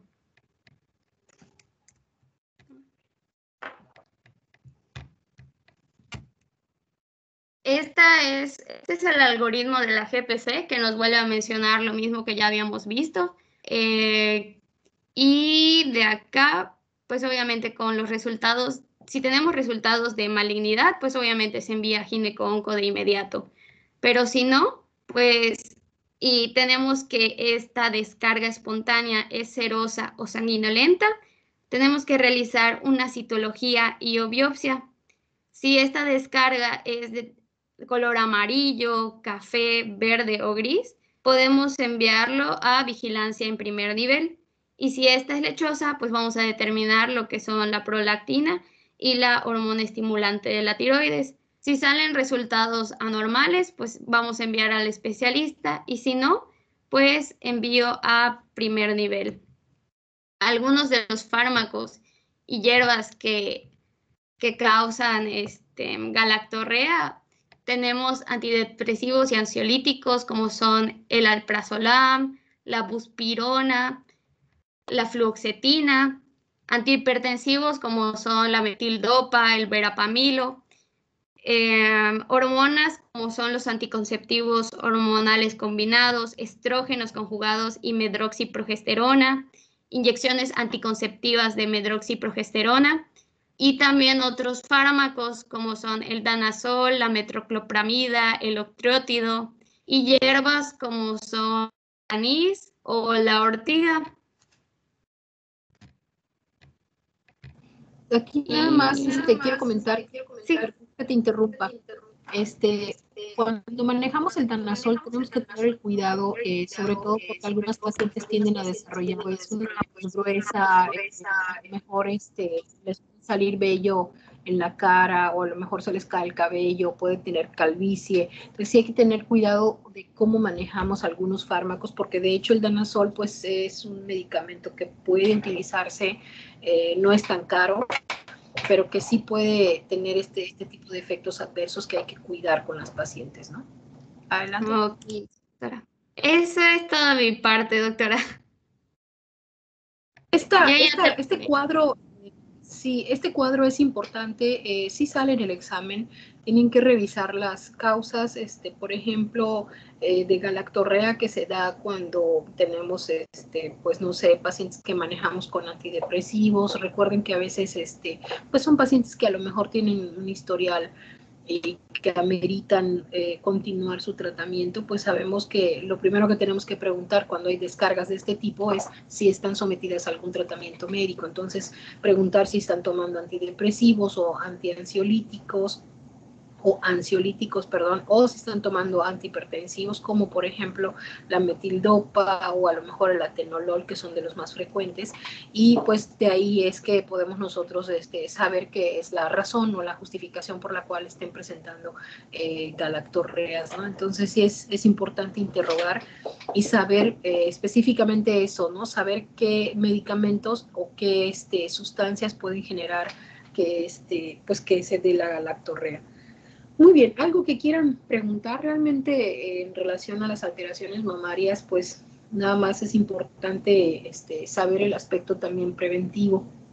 Los cambios que se dan en el desarrollo mamario, pues son obviamente importantes durante la etapa de la adolescencia, pero en la niñez puede representar, a lo mejor en aquellas niñas que empiezan a tener cambios hormonales a muy temprana edad, tal vez no sean precoces, pero sí, por ejemplo, a los 9 años, que empiezan a haber cambios, de repente hay dolor, las glándulas mamarias duelen, los botones mamarios cuando empiezan a desarrollarse generan dolor, entonces esa es la causa por la cual van a consultar, por el dolor mamario. Entonces hay que tener cuidado porque a lo mejor ese botoncito mamario que vamos a palpar pueda parecer un fibroadenoma y realmente no lo es. Entonces tenemos que apoyarnos en un equipo, en un estudio de ultrasonido, un estudio de imagen, porque el error que a veces cometemos es de pensar que pueda ser un fibroadenoma o alguna tumoración y pensemos en extirparlo cuando realmente es el botón mamario y no hay que tocarlo. Es nada más tratamiento con antiinflamatorios, ni siquiera hormonal, solamente para el dolor y la inflamación, por lo menos 1 o 2 meses y después ya debe desaparecer el dolor. Entonces eso es lo que hay que explicarles a las pacientes, hay que pedirles ultrasonido y explorar las mamas y enseñarlas también a que pues deben de revisarse, deben palparse diario, la gran mayoría de las veces debe de ser así, la frecuencia es lo que puede prevenir la presencia de alguna tumoración y que se consulte en forma oportuna, ¿no? Muy bien, ¿alguna pregunta, algún comentario que quieran hacer? Doctora, falta mi parte. No sé si quiere que la digamos de una vez o la dejamos para mañana. Como usted diga. Es mucho. ¿Cuántas diapositivas son, hijo? Yo creo que son como entre 5 y 10 minutos más. Pero no sé, o sea, si está ocupada, pues lo dejamos para mañana. Son como No, está bien. 8 diapositivas. Adelante.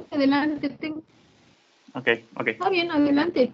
Dale, no, por mí no hay problema. No sé tus compañeros, pero por mí no hay problema. Ok, es rapidito, solo son 5, como 8 diapos más o menos. Bueno, lo que falta son las infecciones mamarias, que se van a dividir. Se van a dividir en las puerperales, que van a ser las que se dan durante el embarazo y la lactancia, y las no puerperales, que se dan fuera de ese periodo, ¿no? Y pues en el caso de los puerperales, vamos a tener muy signos y síntomas muy característicos, que son en este caso el eritema caliente, el dolor difuso, la fiebre, malestar general, mialgias y leucocitosis. Y en este caso, cuando no se da un tratamiento adecuado o simplemente no se da tratamiento, la complicación más frecuente van a ser los abscesos parenquimatosos profundos. Entonces, eso hay que tener pendiente cuando encontramos una infección de este caso, ¿no? Puerperal. El tratamiento antimicrobiano puede ser cefalexina o dicloxacilina, porque pues entre las bacterias más frecuentes van a estar los estafilococos y los estreptococos. Entonces se tiene que considerar cefalosporinas y penicilinas. En este caso se usa cefalexina o dicloxacilina en dosis cada una de 500 miligramos vía oral cada 6 horas, o amoxicilina y clavulanato, igual 500 miligramos vía oral, pero cada 8 horas. Y en el caso de que presenten pues alergia a las penicilinas, pues se puede utilizar la eritromicina, 500 miligramos vía oral cada 6 horas. Y como en estas infecciones, pues como se pueden presentar en la lactancia, pues no es una contraindicación para la lactancia. Es más, como que se alienta a las mujeres a que continúen con la lactancia, puesto que el paso de la leche por los conductos galactóforos, pues como que limpia los limpia de los microorganismos y pues no representa un daño para el bebé. Y en las no puerperales, pues tenemos como que las dos principales, que van a ser la celulitis, que pues prácticamente van a ser raras fuera del puerperio. Y siempre que veamos una celulitis fuera del puerperio, tenemos que hacer un diagnóstico por imagen y una biopsia si llega a requerirlo, porque pues es como que muy característico, podría ser cáncer, ¿no? Y los abscesos se pueden dividir en periféricos y subareolares. Los primeros, los periféricos, van a ser como que más superficiales, por así decirlo, porque van a ser frecuentes en infecciones de la piel, por ejemplo en la foliculitis, en los folículos, o infecciones de quistes epidérmicos, o también pueden ser de las glándulas, infecciones en las glándulas de Montgomery. Y los areolares, estos periféricos, pues el manejo prácticamente solo se drenan, se dan antibióticos y prácticamente quedan resueltos, ¿no?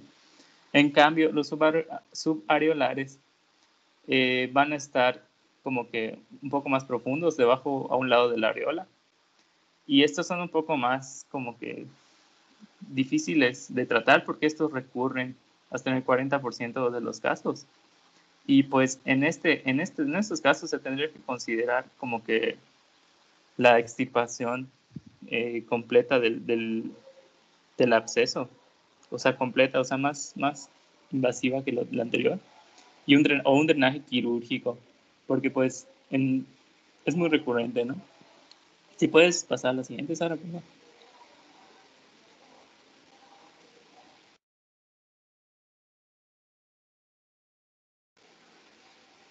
Y bueno, este es el algoritmo de la GPC que no se ve muy bien, pero bueno, es lo mismo. O sea, hay que determinar primero, viene por mastitis, ¿no?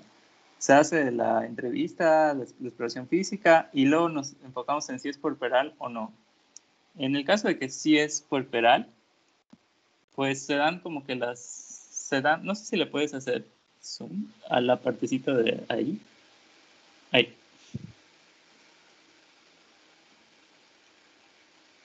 Dale. Pues se dan las indicaciones que ya les había comentado, que es la extracción de la leche, no se inhibe la lactancia. En el caso de necesario, pues se hace un cultivo de la secreción y pues se da antibioticoterapia. En el caso de que no sea puerperal, pues el cultivo pues se tiene que hacer para un tratamiento específico. Si no mejora en las 72 horas, pues se cambia el esquema. Normalmente cuando se hace el cultivo pues se da tratamiento empírico con los antibióticos que ya había mencionado. Pero si no funciona, no hubo una mejoría en las 72 horas, se hace un cambio de esquema, se valora biopsia. Y si no sigue sin haber mejoría, se envía al siguiente nivel, en este caso tercer nivel, porque este es un tratamiento de segundo nivel. Y pues si sí hay mejoría, pues se queda con el tratamiento, con la antibiótico-terapia establecida. Siguiente, por favor. Creo que ya sigue mastalgia. Sí. Bueno, la mastalgia es muy común, ¿no? Se cree que su aparición es por la presión hidrostática intersticial, que se determina por los estrógenos y la progesterona, y se clasifica en cíclica y no cíclica, dependiendo pues del ciclo menstrual, ¿no? Obviamente la no cíclica es fuera del ciclo, la cíclica es de dentro. La no cíclica es muy característico que el dolor es focal, se localiza y puede ser en una o en ambos senos, ¿no? Y la causa más frecuente de esta no cíclica puede ser un quiste simple o también cáncer. En el caso de la cíclica, que es bilateral, casi siempre bilateral y difusa, pues normalmente no causa mucho problema, porque pues desaparece normalmente al inicio de la menstruación en los primeros días. Y el tratamiento en este caso de la cíclica, pues es con AINES, ¿no? También se menciona que el tratamiento de los casos graves, o sea, que el dolor sea muy intenso, se puede dar danazol, toremifeno y tamoxifeno. Y si pasas a la siguiente, en el Williams había un esquema que te decía que si la paciente tenía dolor mamario, había que valorar si era focal o difuso o bilateral. Si era focal, pues con la exploración física y los estudios de imagen, hay que ver si están normal los estudios o no están anormales. En el caso de que esté normal y el dolor pues sea leve o moderado, pues prácticamente dice ahí tranquilizar, o sea, no está pasando, es muy poco probable que esté pasando otra cosa. En el caso de que sea intenso, pues se dan los analgésicos o la terapia, el tratamiento que ya les había mencionado. Ahora, si los estudios salieron anormales, pues aquí sí se tiene que hacer o ya sea una cirugía o una biopsia para pues ver qué está pasando. En el caso del dolor difuso y bilateral, pues ahora sí se valora si es cíclico o no cíclico. Si no es cíclico, pues se hace la prueba, se hacen los análisis de laboratorio de prolactina y las pruebas de embarazo. Pues si la prolactina si tiene hiperprolactinemia, pues se hace una resonancia magnética del cerebro, porque pues como ya hemos mencionado entre ayer y hoy, pues puede haber un problema ahí, ¿no? Un tumor en este caso. Y se da el tratamiento específico. En el caso del embarazo, pues ya sabemos que es por el embarazo. Y en el caso de que salieran normales ambos estudios, igual que en el anterior, si es leve moderado, pues no, como que no hay mucho problema. Y si es intenso, pues analgésicos o la terapia que ya había dicho. Y si es cíclico, igual. Si es leve y moderado, pues se tranquiliza. Y si es intenso, pues ya incluso se considera el danazol o el tamoxifeno. Y sí, ¿qué puedes pasar al siguiente? Ahora, las mastopatías proliferativas benignas, que van a ser muy frecuentes. Bueno, las más características son la hiperplasia ductal atípica y la hiperplasia lobular atípica. Pues como su nombre lo dice, pues la ductal es en los ductos y la lobular va a ser en los ácidos que nos había mencionado mi compañera al principio. En el caso de la hiperplasia ductal, la proliferación se da pues en los ductos, ¿no? Dependiendo de las características histológicas de los cortes y de todos los estudios que se hagan, pues es donde se determina si es típica o atípica. Igual en los ácidos. No sé si pueden ver, por ejemplo, en la imagen de la ductal, pues se ve ahí, ¿no? Cómo se va llenando como que los ductos por células como que proliferativas y se dice que mientras más células de estas haya en el conducto, pues es más probable que sea cáncer, ¿no? Y en el caso de los ácidos que están ahí, que si recuerdan la imagen que nos mostró mi compañera Sara, pues ya saben que los ácidos tienen una luz y son unas células que están como que en forma circular. En este caso hay unos ácidos que no tienen luz porque pues tienen células proliferativas en la luz que la están ocupando.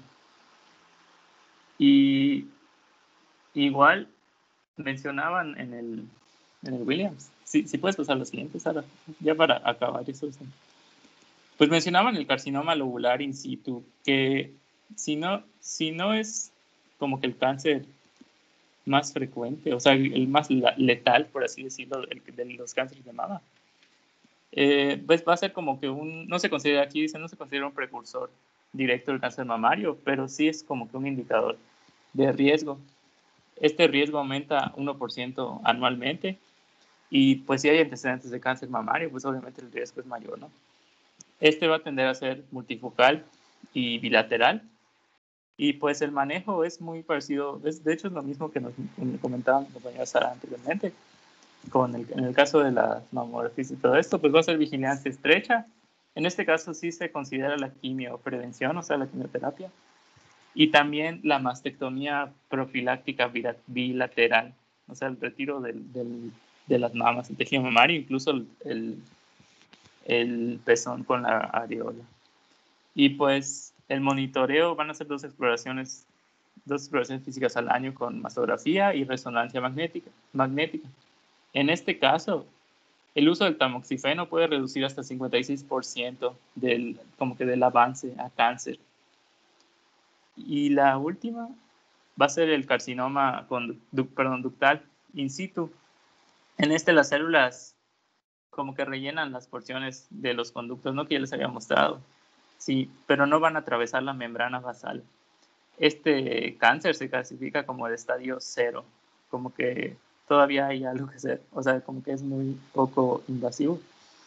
Y pues se diagnostica por mastografía. En este caso, se pueden ver las calcificaciones, como ya nos había mostrado mi compañera Sara, las calcificaciones, no recuerdo su nombre, se llaman calcificaciones pleomórficas.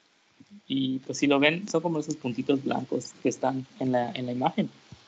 En este caso, el tratamiento, pues sí se considera la ablación amplia, con borde negativo, tanto del pezón y de la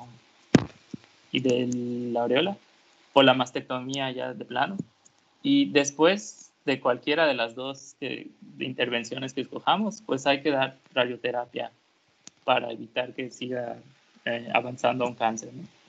Más agresivo. Y pues teníamos un caso clínico, pero no sé si quieren que lo chequeemos o... Sí, claro, sí, ya vimos la presentación, pero de hecho, mira, hijo, aquí yo lo importante, nada más quisiera recalcar algo. Estas imágenes o calcificaciones se diferencian de algunas otras en que estas siguen casi siempre el trayecto de un vaso. O sea, la importancia aquí es cuando nosotros solicitamos una mastografía, obviamente tenemos que considerar muchos aspectos.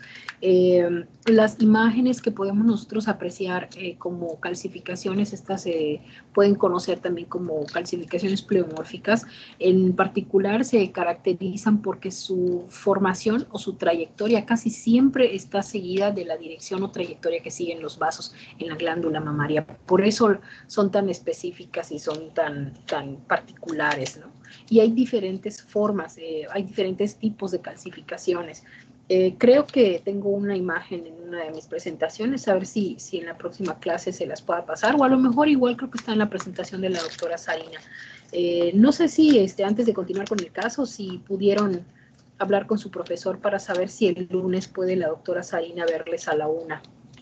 O sea, la doctora sí puede a la 1, pero ustedes no sé si puedan, por eso me gustaría que me dijeran si siempre sí se va a poder o no.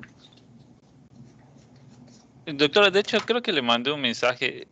Sí, nos dijo que el lunes de 11:30 a 2:30 podemos tener clase con el doctor de psiquiatría y pues ya nos quedaría libre pues hasta las perfecto. 2.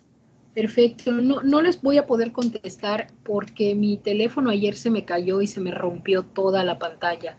Y lo llevé me recomendaron un lugar aquí cerca del hospital y lo llevé para que lo reparen y se quedó ahí, así que yo en un ratito más voy a pasar a buscarlo, o sea, estoy incomunicada desde ayer, entonces, por eso es que no he podido recibir ni contestar porque no tengo mi teléfono.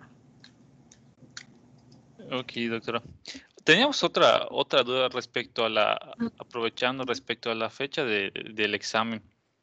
Si va a ser el 30 o se va a aplazar, porque los compañeros del otro grupo nos comentaron que hablaron con su maestra y querían ver si se podía presentar el 7. Y pues nosotros hablamos igual y queríamos ver si podíamos también presentar el 7. ¿Le han dicho algo, doctor Pablo? No porque nos hasta han dicho, no es el 30. No nos ha dicho nada respecto a eso. No nos ha dicho nada. Nos dijo que se podía trazar, o sea, se podía utilizar hasta el 15 de diciembre para presentar exámenes.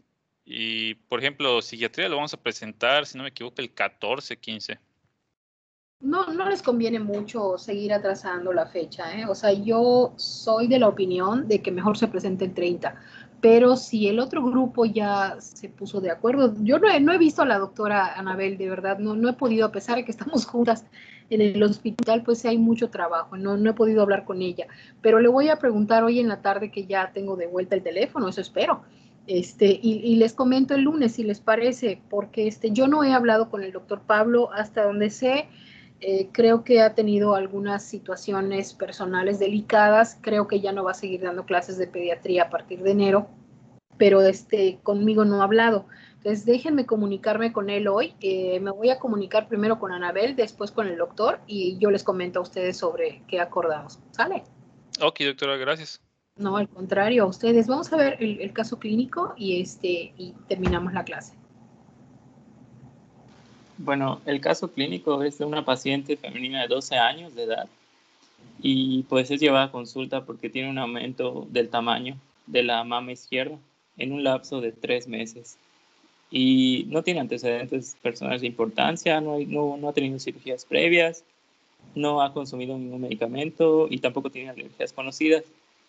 Y pues en la exploración física pues se aprecia, ¿no?, la asimetría de la foto que está aquí de las mamas, pues debido al aumento del tamaño de la mama izquierda.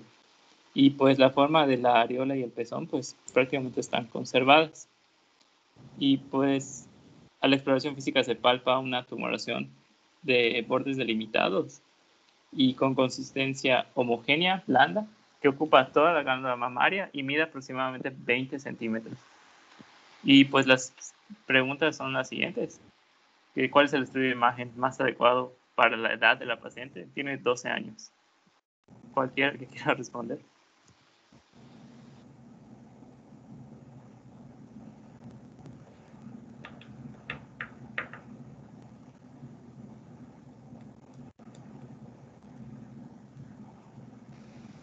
Bueno, para que sea más rápido, el ultrasonido pues obviamente va a ser el estudio de elección para esta paciente, ¿no? En el ultrasonido se reporta masa sólida, homogénea, de bordes nítidos. En su interior hay una imagen lineal que sugiere la posibilidad de una tumoración benigna. No se observan aumentos de la vascularidad ni otras alteraciones. Entonces, el diagnóstico más probable pues podría ser una tumoración. En este caso es un fibroadenoma gigante, ¿no? Porque mide casi 20 centímetros o más de 20 centímetros. Y pues el tratamiento básicamente sería pues la resección de la tumoración con la reconstrucción de la mama. Y ya, eso sería todo. Es extremadamente raro que exista una tumoración como esta, que realmente tiene un tamaño bastante considerable. De hecho, hay una asimetría muy evidente en la mama, en las mamas. Claro que no quiere decir que no deba o no pueda haber, o sea, es muy raro que un fibroadenoma se desarrolle y crezca tanto. Recuerden ustedes que son tumores hormonodependientes, ¿no? El segundo diagnóstico más probable en este tipo de casos a esta edad y con esa velocidad de crecimiento, porque todos sabemos que los fibroadenomas tienen un crecimiento muy lento, pues es el tumor filodes. De hecho, yo me atrevo a pensar que si a esta paciente le hicieron una biopsia, a lo mejor también las biopsias tienen que hacerlas las personas que tengan mucha experiencia, porque muchas veces la imagen que es característica del fibroadenoma pues puede confundirse con la del tumor filodes. Entonces, es muy delicado. Yo creo que esto se inclina más hacia una tumoración filodes más que a un fibroadenoma, porque obviamente por muchas razones el fibroadenoma tiene un crecimiento bastante lento. Por lo general, para que crezca, no sé, más de 10, 15 centímetros, realmente hay algo ahí que no está normal. Y obviamente, pues el estudio histopatológico es el que puede confirmar realmente el diagnóstico, ¿no? ¿Esta de dónde la tomaste? Es de un artículo, de un caso de revisión, de una revisión de caso, doctora. Revisión de un caso, es sí, extremadamente raro. Sí, decía que en los cortes histopatológicos, o sea, se llevó el tumor a patología, ¿no? Y se hicieron los cortes. Y pues en el artículo dicen ellos que se trataba de un fibroadenoma gigante por las características histológicas, pero pues no estamos seguros, ¿no? O sea, es que realmente es muy raro. O sea, tú pones ahí, creo que la evolución del caso fue de 3 meses, ¿no? Sí, y sí, es una que nena que está iniciando, o sea, es una paciente adolescente, realmente es muy joven, como para pensar que un fibroadenoma pueda generar un crecimiento de un tamaño tan importante como este, ¿no? O sea, sí creo que hay sus excepciones. En medicina 2 más 2 no es igual a 4 como en matemáticas, ¿verdad? Como en las ciencias exactas.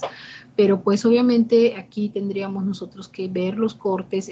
La imagen de cuerno de alce es muy característica en los cortes histopatológicos que pueden hacer lo que establezca la diferencia entre un fibroadenoma y un tumor filodes.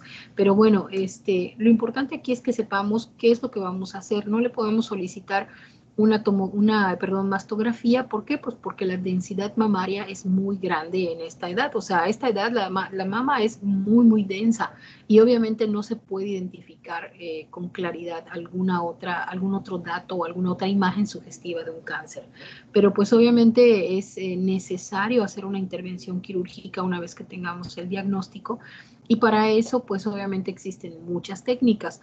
La tilectomía es un procedimiento bastante noble. Realmente aquí el detalle es que la glándula mamaria tiene mucho tejido adiposo y por ende hay mucha vasculatura y son cirugías que puede ser que sean bastante cruentas, sangran mucho y hay que ponerles un Penrose para que pues no se formen hematomas y de verdad es un poco complicado. La cirugía de la glándula mamaria tiene mucho que apoyarse con cirugía plástica a veces, porque a veces hay que hacer colgajos grandes para reconstruir la glándula mamaria y de verdad a esa edad en donde ni siquiera han dado pecho, o sea, no ha funcionado la glándula para lo que está creada, pues obviamente sí es complicado meterse con ese tejido, ¿no? Muy bien, pues muchas gracias de verdad, Víctor, por la presentación. Saraí, gracias también por la presentación. En general, jóvenes, yo creo que ya nos queda nada más el tema de oncología ginecológica. Le confirmo a la doctora entonces que sí se puede el lunes a la 1 y estaremos en conexión. Yo la voy a invitar a través de Teams para que pueda ella pues tener la clase. De hecho, creo que sería aquí en mi computadora.